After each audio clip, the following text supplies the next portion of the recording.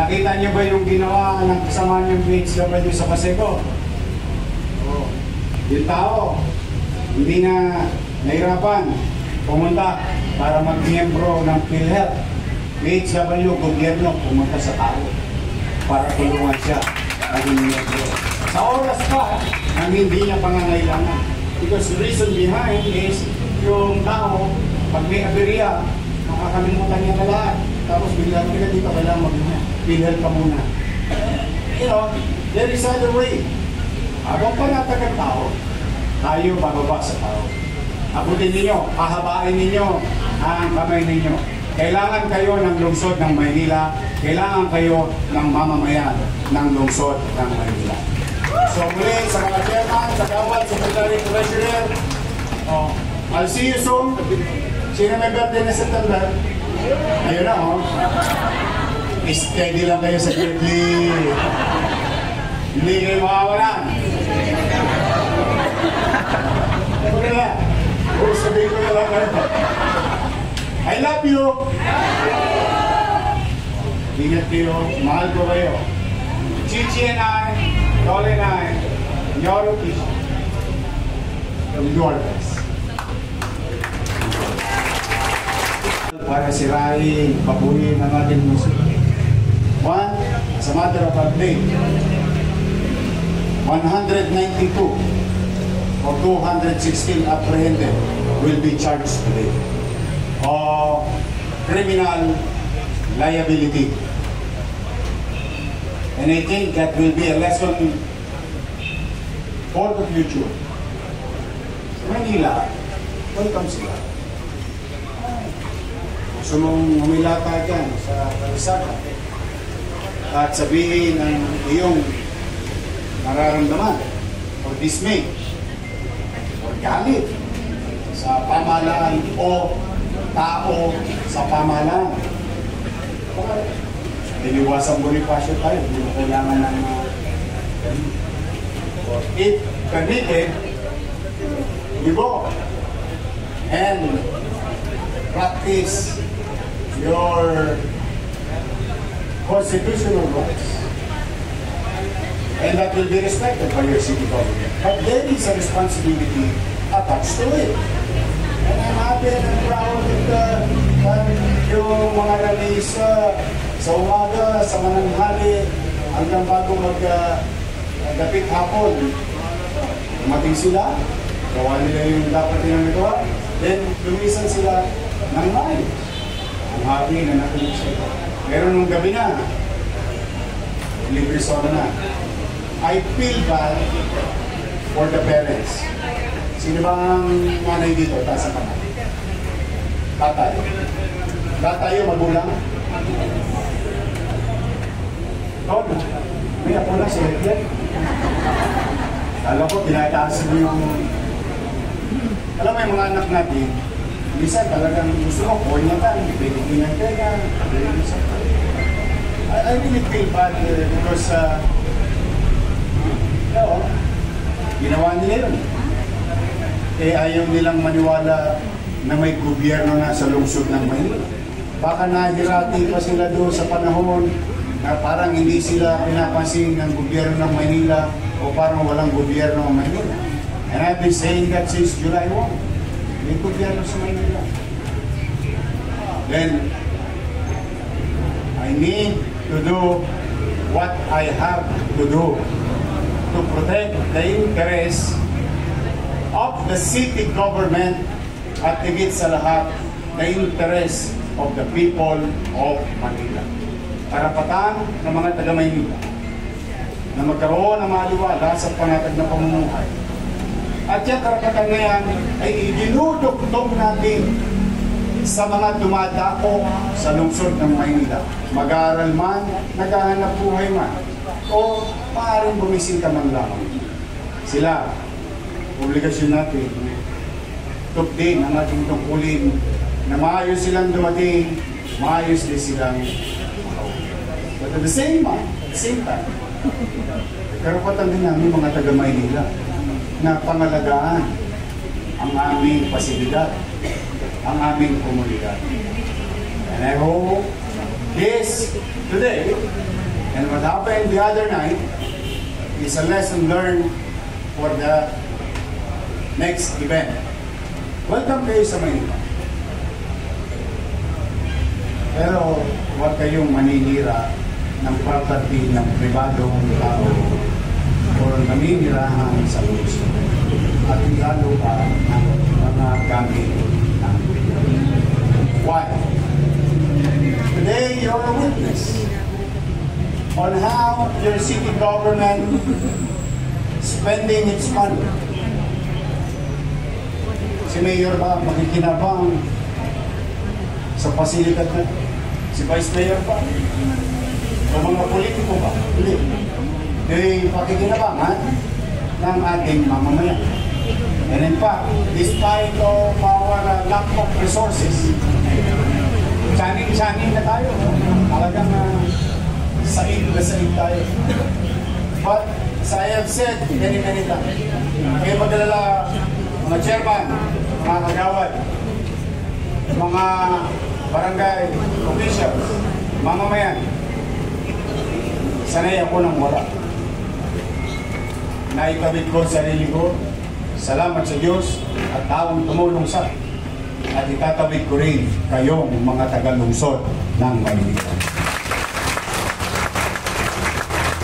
Today is a testament and proof of our work, saying that we will invest in MBN, minimum basic needs, education, healthcare, jobs, and housing.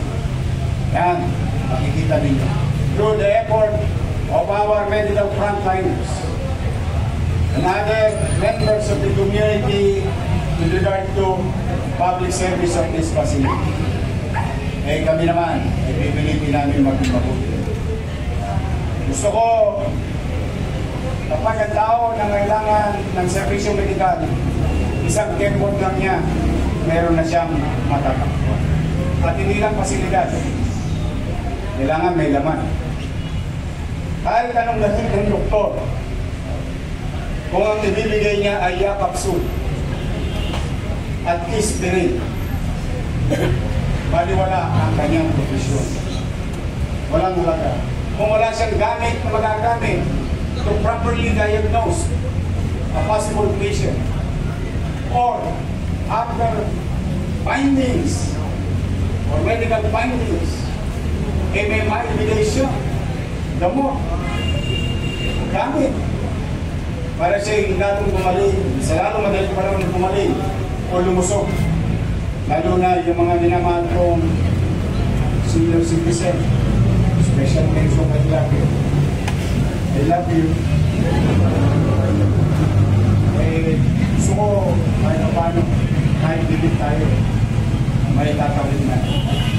Patuloy tayong mamumuno. Masaya ako para sa mga taga-MHD.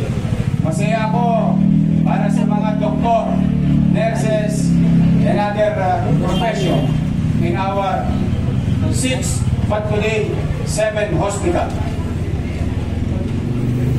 Pagli ang mga yan ngayon. Makinabangan ninyo yung inyong pinaghirapan. Same thing with barangay. I will give what is due to you. Properly, equally, in as much as I can. Wala nang tatanggap na member ng MHD na 300 pesos lang.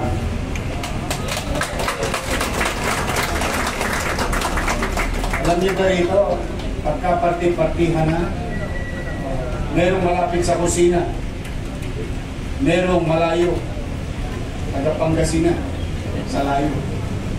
No more. In fact, kami ni Dr. Grace Padilla, nagkabiyak na para sa next tranche. Ang ating MHD, ang ating mga doktor sa ospital. Hindi tayo pwedeng maging magaling at maggaling-galingan sa ating kapitbahay, pero sa loob ng bahay natin, sala. Ang tawag mo doon, tanso. tubugin mo man ng ginto, tanso pa rin. If we want to be honest to our commitment, we'll give what is due to them, despite of lack of resources. Katulad sa barangay. O kayo testigo buhay. Marami sa inyo, hindi ko nakasama. It's okay. People have decided already, we move on, always way forward. O, kayo, may nakalaan dapat sa inyo sa first quarter. Ang tanong, nakuha niyo ba ng first quarter? O second quarter, may nakalaan para sa inyo. Nakuha niyo ba? Hindi. Kung hindi ko pa natalisod, kasi ang assumption ko, pumasok ako July. I am now obligated to give what is due for third quarter. The assumption is, the last government already gave what is due to you. O, pinaglaban niyo pa yun. Pero nung natalisod ko 3 araw, madalit salita, ika-5 araw, nasa kaban ng 896 barangay ang kanilang first quarter and second quarter RPD. Ano? May pinili ba ako? Exactly. Yan ang tapat at totoo.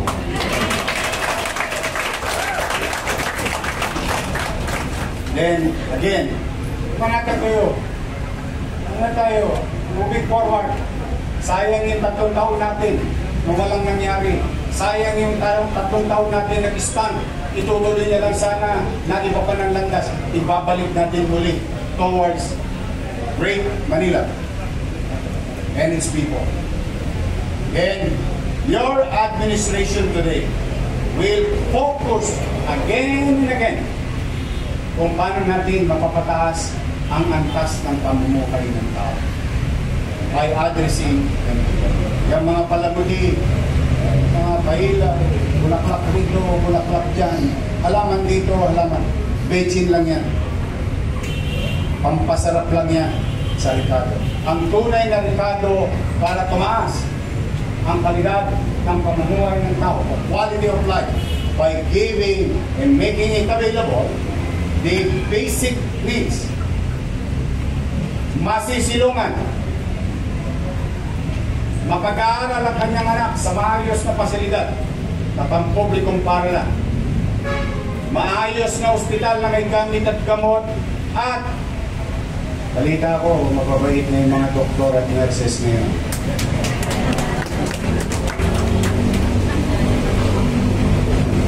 Smile. Always smile. I know it's hard. Nakapagod. But smile is a universal language. Kahit na masakit siguro siya ko, pagka nginitihan ako ng may asin pang nurse eh. Mawawala siguro yung sakit ng tiyan ko. A sick person will never understand anything. But when we smile, please, at the very least, hindi ko naman uuupay yung kanya. Tapos yung tabawi nakapagtrabaho, I think, maayos ang kanya. Hindi ba siya yumaman, pero komportable ang kanya ang pamumuhay.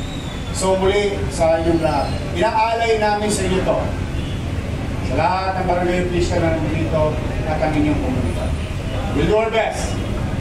Do our best to fill this with proper equipment in due time and other necessary equipment, medicines. Sisinupin ko yung anumang natitira. Bigay ko lahat ang bimpo. Hanggat may kumakatas dyan, sasanukin ko. At pag yan naman nangyari, efficiently kong gagastahin. Efficiently kong gagastahin to confront social criminal problem and day-to-day needs ng ating tao. Sa mga minamahal kong lolo-lola, steady lang kayo. Lapit na. Ang araw na lang. May utang pa tayo sa PWD. May utang pa tayo sa solo parent. Diyos ko, lahat na yata iniwas sa akin.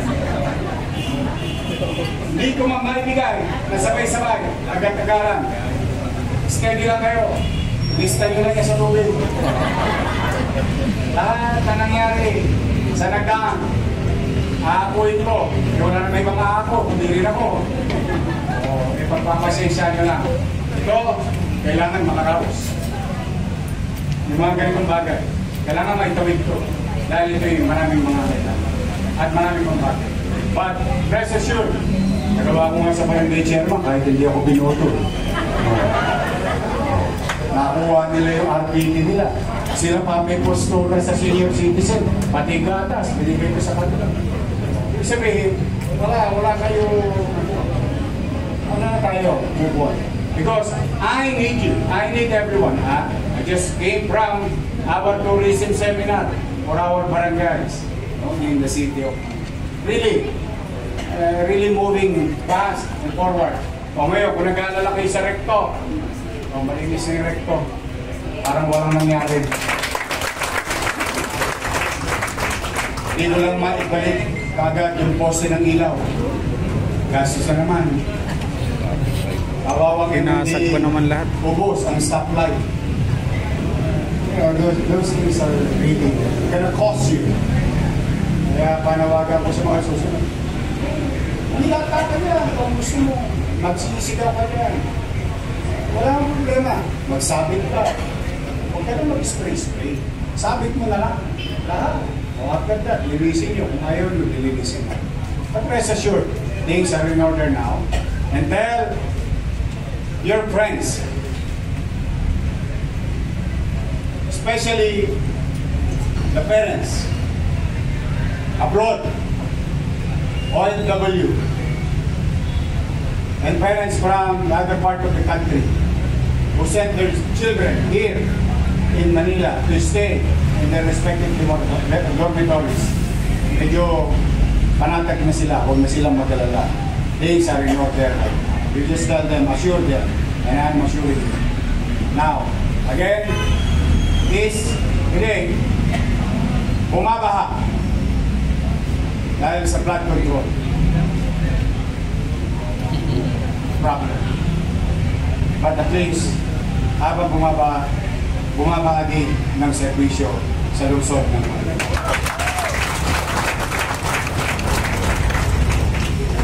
Mahirap, but need to do what we have. To my doctors, nurses, and medical frontliners sa pasilidad na ito, pwede ba ngitiin nyo palang ulam na? Wala ko, di pa rin lahat ng sakit ng kasukasuhan abutin ko. Yung emosyon ko, araw-araw na ginawa, ngayon lang nangyari sa buhay ko ito, tagal ko sa gobyerno.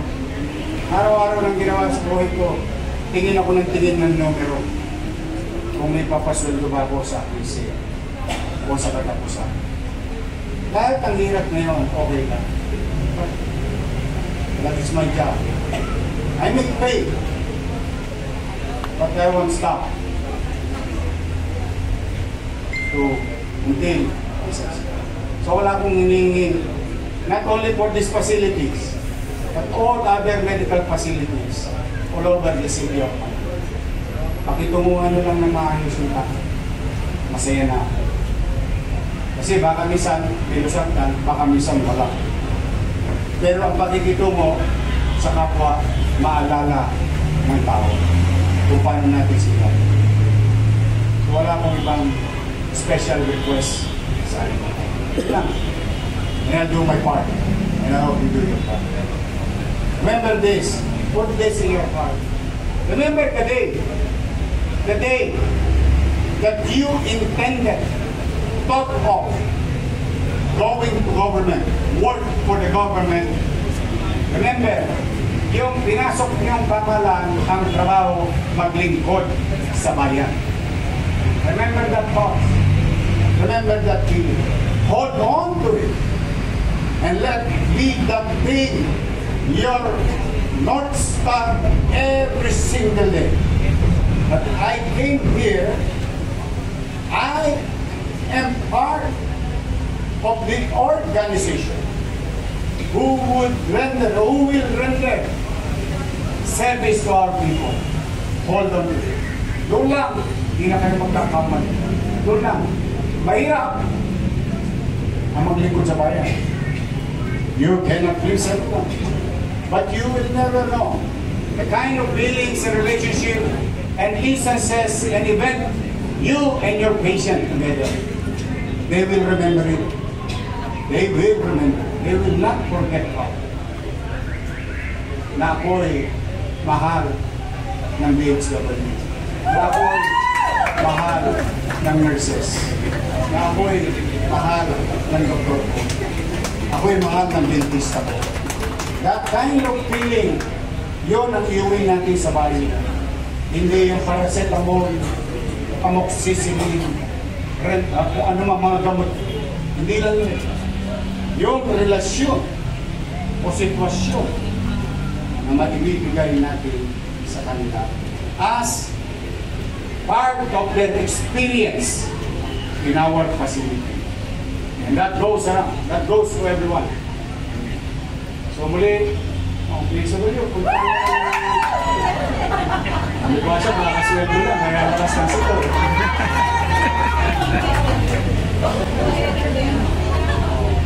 Nakita niyo ba yung ginawa ng kasama niyong BHW sa Paseco? Oh. Yung tao, hindi na nahirapan pumunta para mag-miyembro ng PhilHealth. BHW, gobyerno, pumunta sa tao para tulungan siya maging miyembro. Sa oras pa, ang hindi niya pangangailangan. Because the reason behind is yung tao, pag may aberya, makakalimutan niya na lahat. Tapos bigla dito, kailangan mag-miyembro. PhilHealth ka muna. You know, there is other way. Habang pa natagal tao, tayo bababa sa tao. Abutin ninyo, pahabain ninyo ang kamay ninyo. Kailangan kayo ng lungsod ng Maynila. Kailangan kayo ng mamamayan ng lungsod ng Maynila.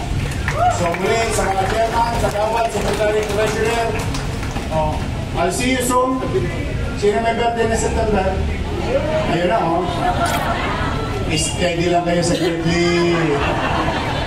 Hindi kayo makawalan. Okay na. Sabihin ko na lang kayo. I love you. Ingat kayo. Mahal ko kayo. Chichi and I, Dolly and I, your official. From your best.